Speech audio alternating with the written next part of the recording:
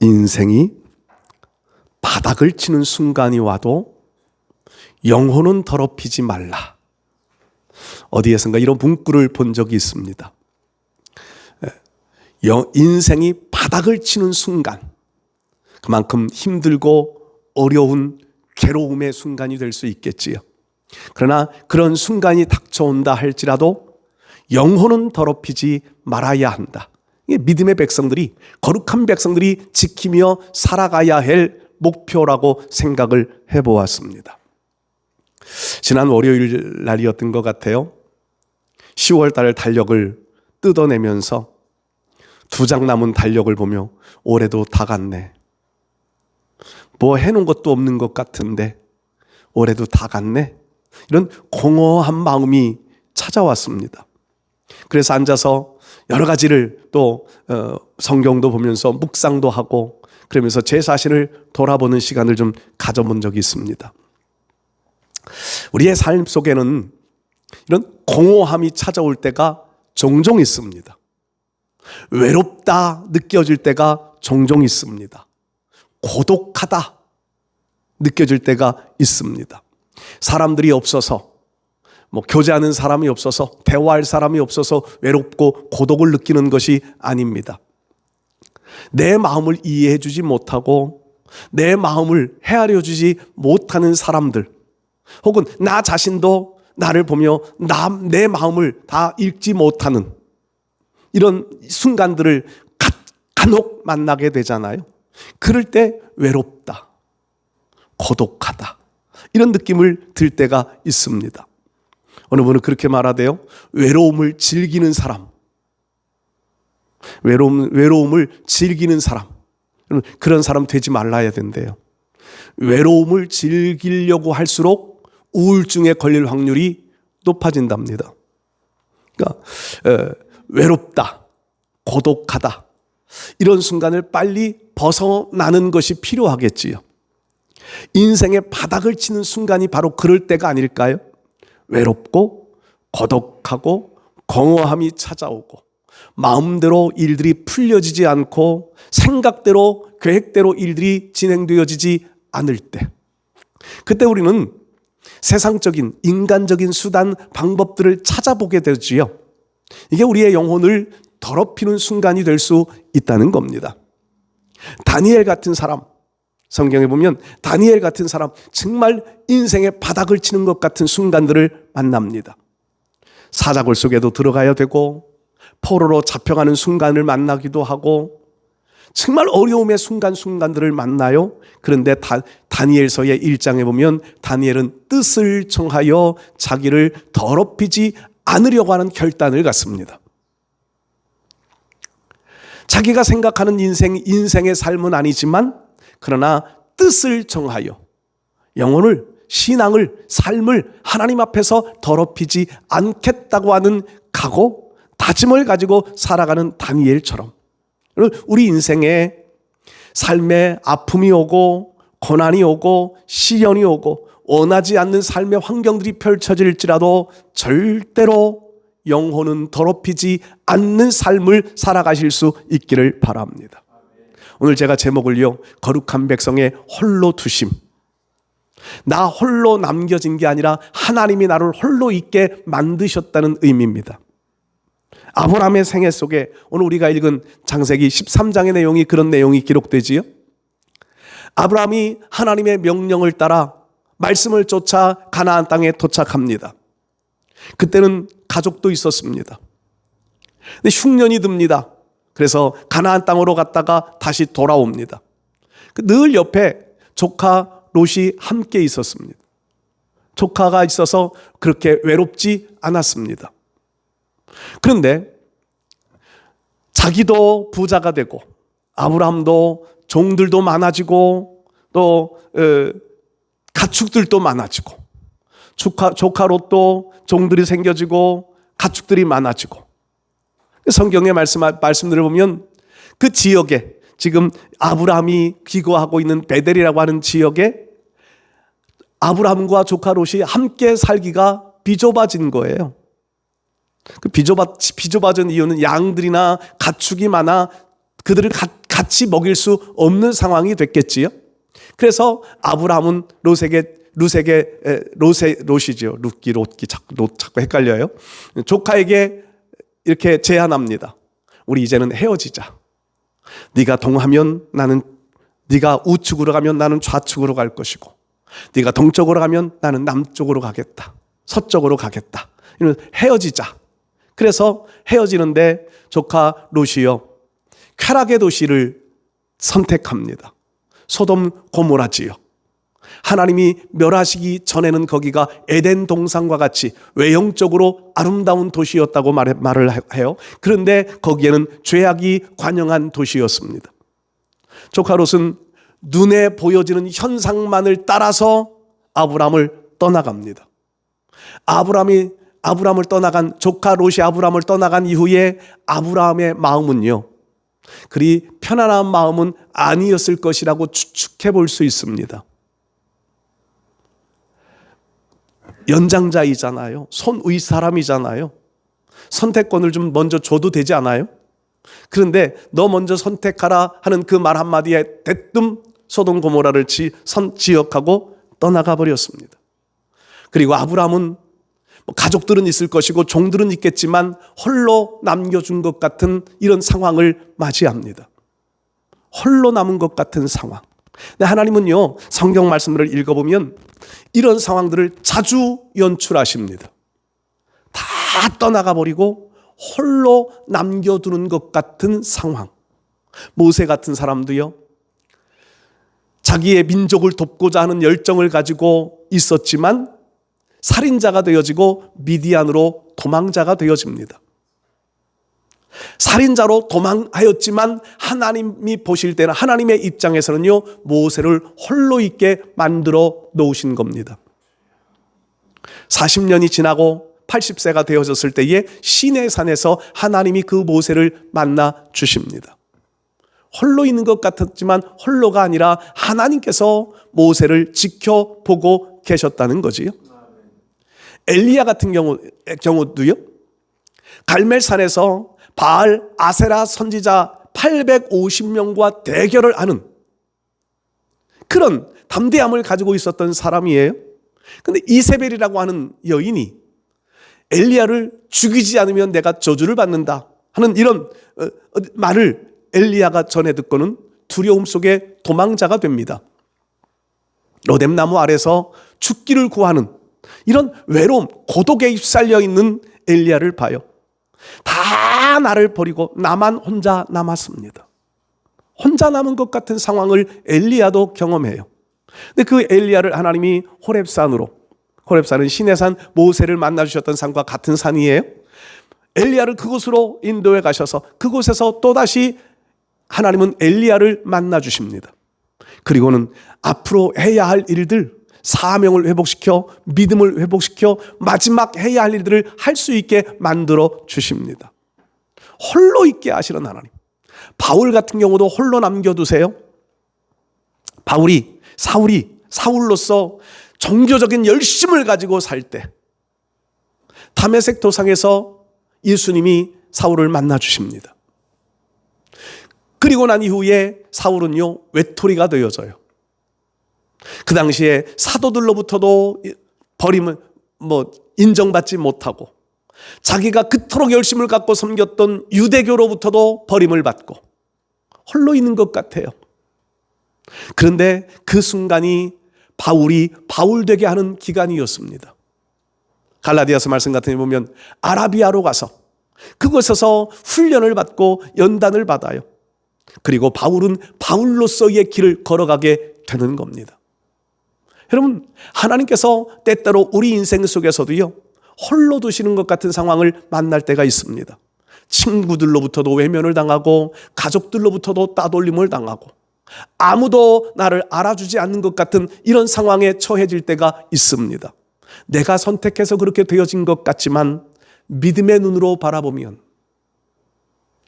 하나님이 원하시는 하나님의 마음에서 바라보면 하나님이 내 인생을 연단하고 훈련하기 위하여 나로 홀로 있게 만드실 때가 있다는 거지요.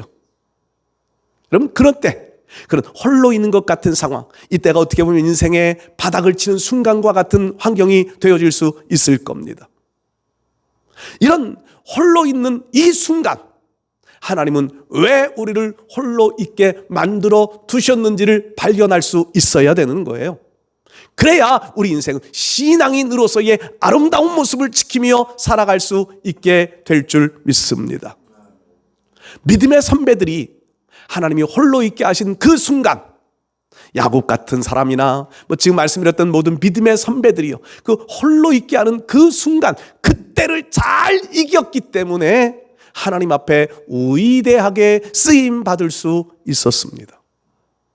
우리의 삶도 하나님이 우리를 홀로 두시는 것 같은 그 순간을 만날 때, 그때 우리가 어떻게 처신하느냐에 따라서 하나님 앞에 위대하게 쓰임 받을 수 있는 축복의 사람으로 나갈 수 있느냐, 인생 바닥에서 영혼까지 더럽히는 길로 가느냐, 갈림길이 될 수 있을 겁니다. 오늘 저는 창세기 13장의 아브라함의 일대기 속에서 홀로 두셨던 하나님이 아브라함을 어떻게 회복시키고 어떻게 아브라함에게 일하게 하시는지를 한번 말씀 속에서 은혜를 나누기를 원합니다. 첫 번째로요, 아브라함은 하나님이 홀로 두셨을 때에 하나님의 말씀을 듣게 하기 위하여 홀로 두셨습니다.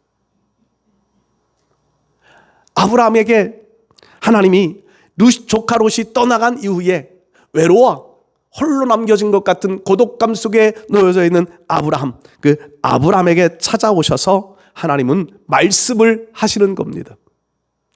오늘 우리가 읽은 본문의 내용의 이하의 말씀들이 그런 내용이지요. 음성을 들려주시, 말씀을 주시기 위해 우리를 홀로 두실 때가 있습니다. 이 하나님의 말씀을 들을 수 있는 것이 복이지요. 요즘 우리는 소음공해 시대에 살고 있다고 말을 합니다. 소음공해. 자동차 소리들이요, 얼마나 큰지. 우리 사택에 있어도요, 여기에 언덕에 올라다니는 차 소리 때문에 가끔 놀랄 때가 있어요. 밤에 자다가 깰 때가 있고요. 아파트에서도 아마 그러실 거예요. 소음공해. 거기에 저 고속도로에서요, 공사할 때 무슨 경광등이라 그러니 경고음 막 내는 이런 소리들이요, 아파트는 잘 안 들리시지요?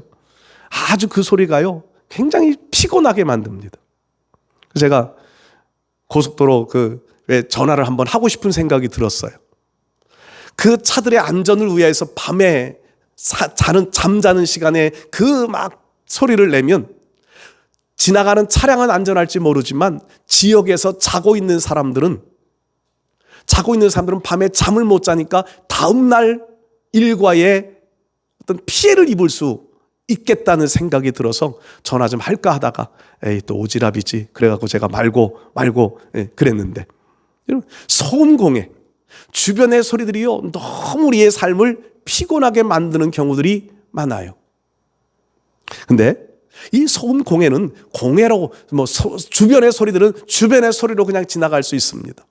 그런데 내 마음에서부터 일어나는 소음공해, 여러분들은 내 마음속에서부터 일어나는 많은 소리들이 들리지 않으세요?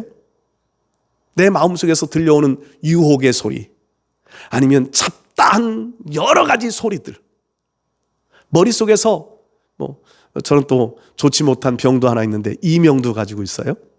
귀 속에서 매미도 울고 귀뚜라미도 울고 막 여러 가지 짐승들이 막 우는 것 같은 이런 이명 소리가 제 귀에는 있는데, 이런 소리들이요 우리 인생을 참 피곤하게 만들지요. 내 마음속에서부터 일어나는 이 소리가 중요한 것은요, 내 마음속에서부터 일어나는 여러 가지 잡다한 소리, 잡다한 생각들이 하나님의 소리를 듣지 못하게 하는 경우들이 생기더라는 겁니다.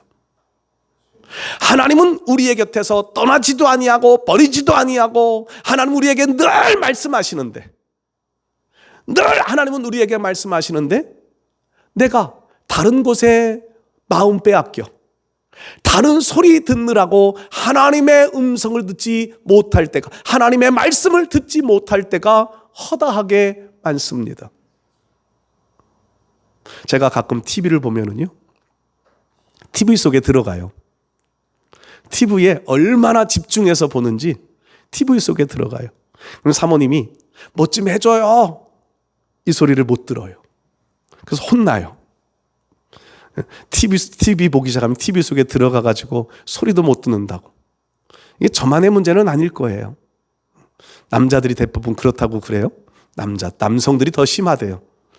그래요. 여러분, 우리가 다른 그 무언가에 집중해, 다른 그 무언가에 마음 빼앗겨 있을 때 하나님의 음성이 내 귀에, 내 영혼에 들려지지 않을 때가 많습니다. 하나님께서는 그때 우리에게 말씀하시기 위하여, 하나님의 음성을 들려주기 위하여 우리를 홀로 두실 때가 있다는 겁니다. 이거 바꾸어 말하면요, 홀로 두는 시간, 외롭고 고독하고 힘든 이 시간이 아니라 그 시간은요, 축복의 시간이 될 수 있다는 겁니다. 우리 사랑하는 성도 여러분들, 하나님께서 의도적으로 내 인생을 홀로 두려 하실 때, 그때 시험에 빠져 좌절, 낙심, 낭망의 길로 가지 말고 그때 하나님께 귀를 기울여 보실 수 있기를 축복합니다.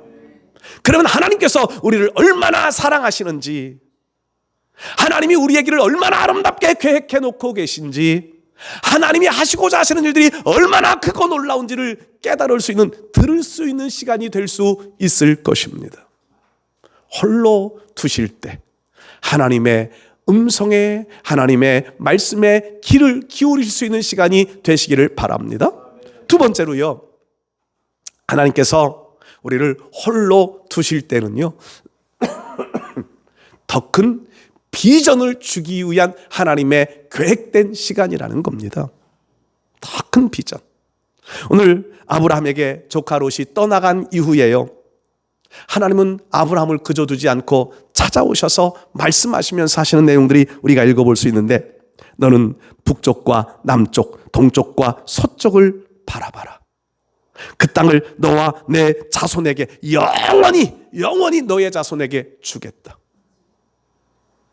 여러분, 아브라함이요, 갈대아 우르에 살다가 정처 없이 하나님의 말씀을 따라 가나안에 왔습니다.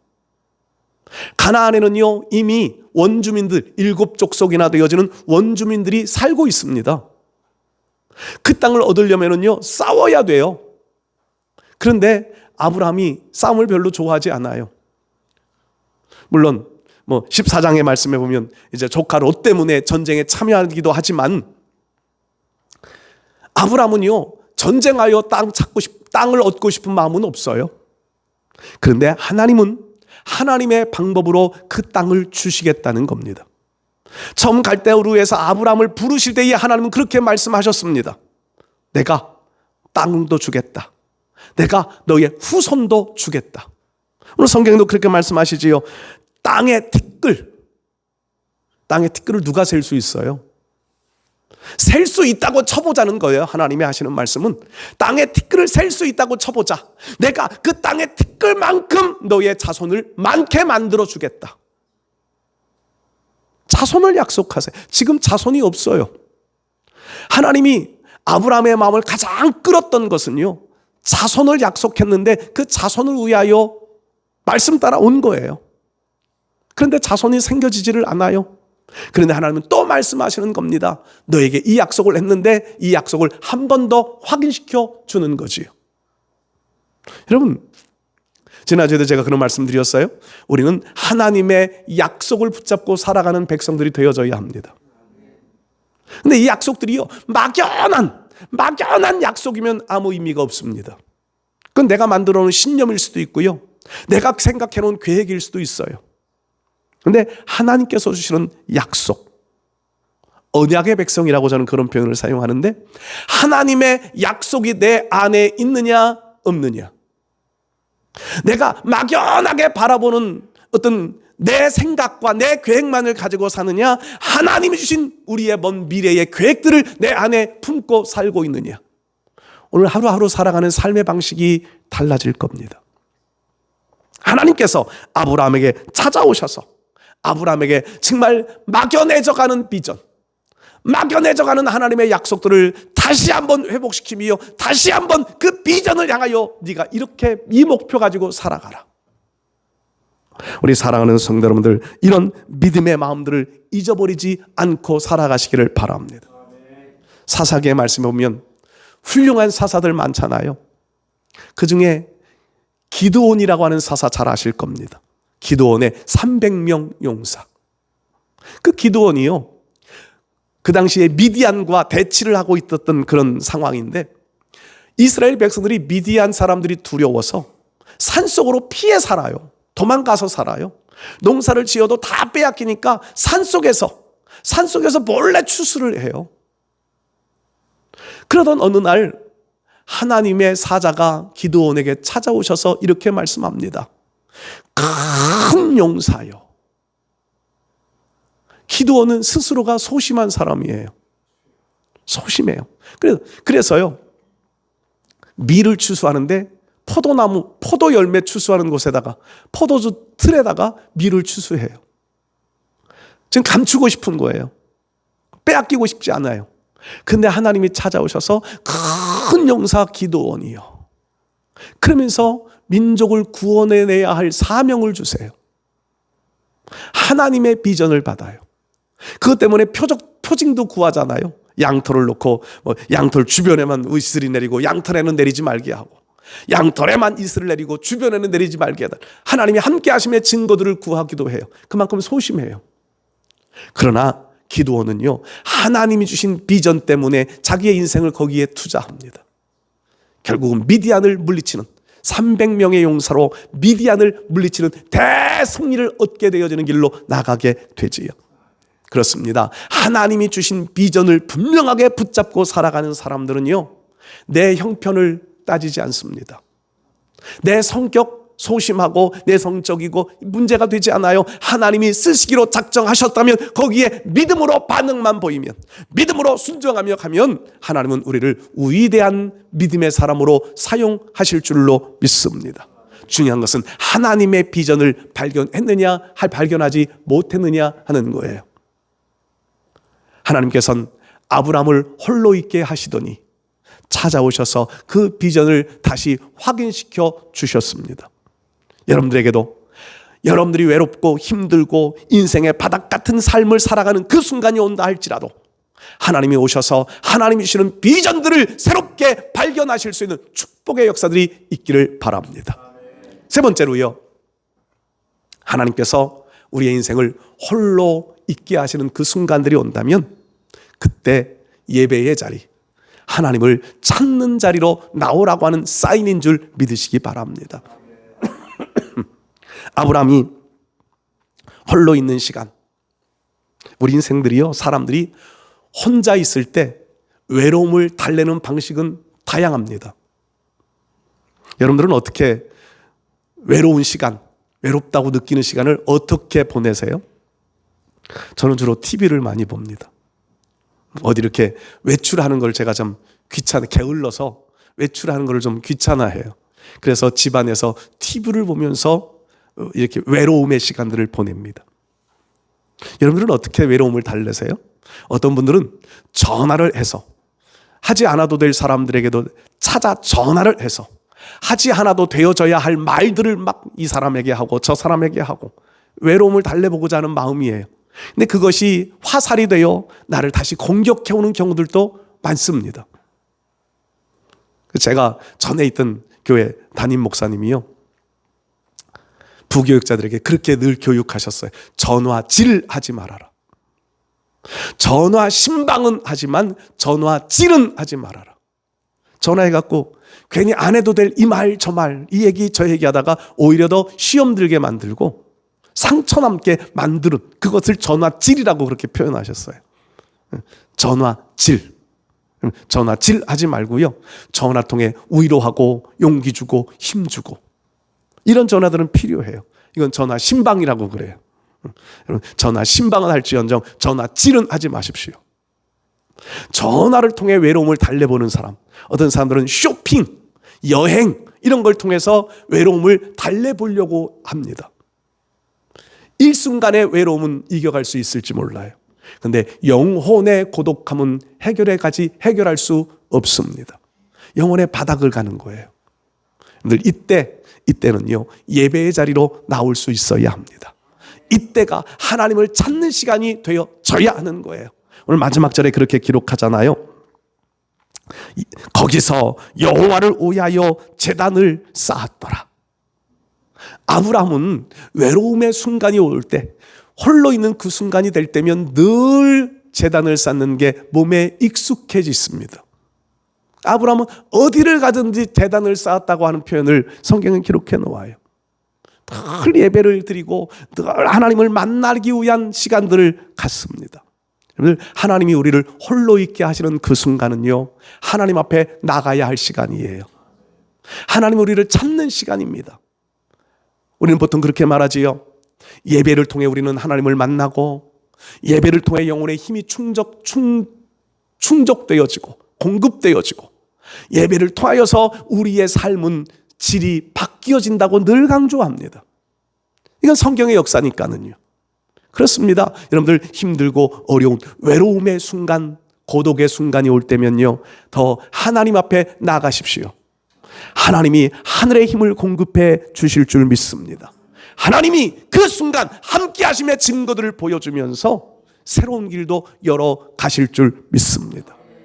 홀로 있는 시간을 허비의 시간으로 보내지 말고, 홀로 있는 하나님께서 홀로 있게 하시는 그 순간에 하나님을 찾아 하나님을 만나 하나님으로부터 힘을 공급받아 새로운 길을 발견하고 새로운 길을 걸어갈 수 있는 축복의 성도들 되시기를 바랍니다.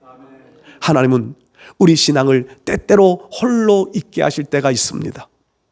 홀로 있게 하시는 그 순간, 그때 하나님을 향하여 마음의 믿음의 귀를 열어보시기를 바랍니다. 하나님의 세미한 사랑의 음성이 들려질 거예요. 사랑의 손길이 느껴지게 될 겁니다. 홀로 있게 하실 때 하나님을 찾아보십시오. 하나님은 새로운 비전들을, 새로운 언약을 확인시켜가며 우리로 비전들을 새롭게 심어 주실 겁니다. 홀로 있게 하시는 그 순간 하나님을 찾아 예배의 자리로 나가십시오. 하나님이 하늘의 힘을 공급해 주실 줄 믿습니다. 우리 모두가 이런 믿음의 사람으로 거룩한 삶을 더 잘 살아갈 수 있는 우리 모두 되실 수 있기를 주의 이름으로 축복합니다.